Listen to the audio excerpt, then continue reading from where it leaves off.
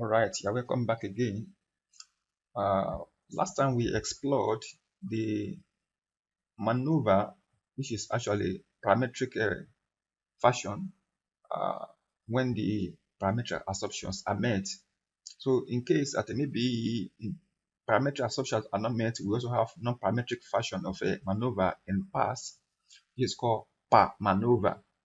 PERMANOVA means permutation MANOVA, which it means non-parametric fashion of MANOVA.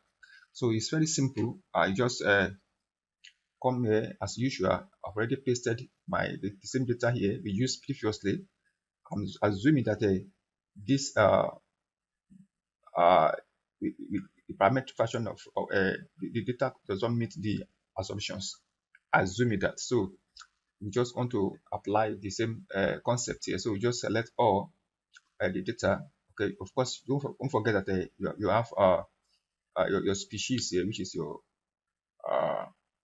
factor variable, and then we have the your numeric variables here, continuous variables here. So I just go to multivariate test, click on one way PERMANOVA, this PERMANOVA here. So this PERMANOVA allows you to do a test for non-parametric in case you don't have you cannot meet the assumptions for parametric test.